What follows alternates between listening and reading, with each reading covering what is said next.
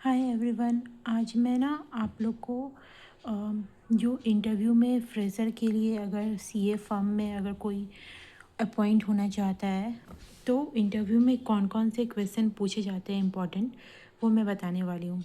सबसे पहले क्वेश्चन पूछा जाता है, what is the difference between GSTR 1 and GSTR 3B। ठीक है, तो आप लोग को पता होना चाहिए कि जो जीएसटीआर 1 है वो डिटेल्स है कि वहाँ पे सेल्स जितने भी हुए आउटवर्ड सप्लाई वो सारे डिटेल वहाँ पे फिल होता है। लेकिन जीएसटीआर 3B में क्या होता है, ये एक रिटर्न है जहाँ पे टैक्स पेमेंट करना होता है, जीएसटी पे करना होता है, जहाँ पे हम लोग परचेज भी दिखाते हैं, सेल्स भी दिखाते हैं, कितना टैक्स लायबिलिटी हुआ, कितना आईटीसी हम लोग लिए हैं, और बाद में जो जीएसटी पे करते हैं वो सारा चीज़ समरी रहता है, वो सब चीज़ इसमें इंक्लूड होता है। बट इन जीएसटीआर 1 सिर्फ आउटवर्ड सप्लाई का डिटेल होता है। सेकेंड क्वेश्चन हो सकता है कि आईटीसी क्या होता है।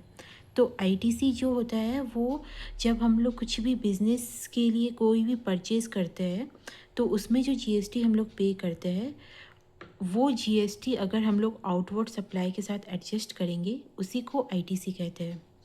थर्ड क्वेश्चन हो सकता है कि बैंक रिकन्सिलेशन स्टेटमेंट क्या है। तो बैंक रिकन्सिलेशन स्टेटमेंट क्या है, जब हम लोग कंपनी के कैश बुक को बैंक स्टेटमेंट के साथ रिकन्साइल करते हैं, मतलब मैच करते हैं, उसी को बैंक रिकन्सिलेशन स्टेटमेंट होता है। फॉर एग्जांपल, अगर चेक इशूड हो चुका है बट क्लियर नहीं हुआ है, अगर चेक इशूड हुआ है तो हम लोग के कैश बुक में तो लिखा दिया जाएगा कि हम लोग चेक दे चुके हैं, मतलब बैंक को डिक्रीज़ कर देंगे, बैंक को घटा देंगे, बट चेक तो इशू हो चुका है लेकिन क्लियर नहीं हुआ है। तो बैंक बुक में क्या है, बैंक बुक में अपना जो अकाउंट है वो डेबिट नहीं हुआ है, और हम लोग जो कैश बुक में है वो कैश बुक हम लोग रिड्यूस कर देंगे, वो डेबिट कर देंगे। ठीक है, बीआरएस क्या है उसको एग्जाम्पल के साथ आप लोग बोल सकते हैं, to reconcile the company cash book and bank statement. कब टीडीएस डिडक्ट होता है, टीडीएस या तो किसी ट्रांजैक्शन के पेमेंट के टाइम या क्रेडिट के time, which ever is earlier, deduct होता है टीडीएस।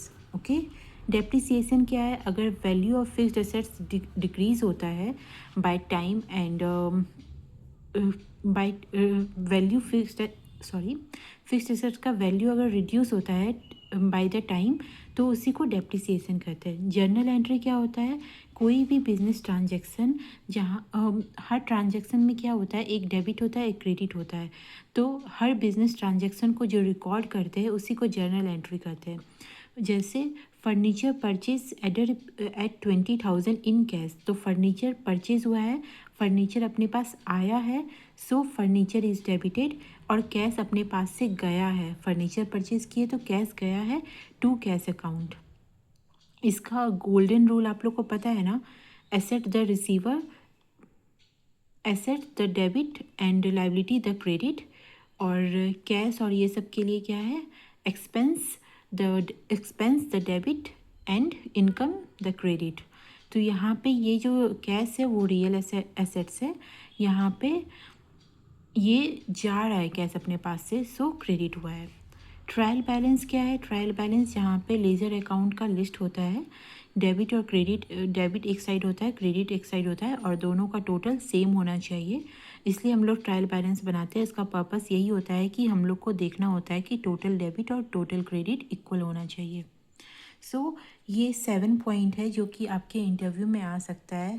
फर्स्टली जीएसटीआर से रिलेटेड कि difference between GSTR 3B and GSTR 1, input tax credit क्या होता है, बैंक रिकन्सिलेशन स्टेटमेंट क्या होता है, टीडीएस कब डिडक्ट होता है, डेप्रिसिएशन क्या होता है, जर्नल एंट्री क्या होता है, जर्नल एंट्री एग्जाम्पल अगर दे दिया जाएगा, लाइक फर्नीचर का ही एग्जाम्पल दे दिया जाएगा, लाइक फर्नीचर आप परचेज़ किए 20,000 का, तो आप इसका क्या जर्नल एंट्री बनाएंगे, तो like furniture account debit to cash, like furniture आया है आपके पास और कैश गया है। Thank you. If you like my video useful then please subscribe my channel.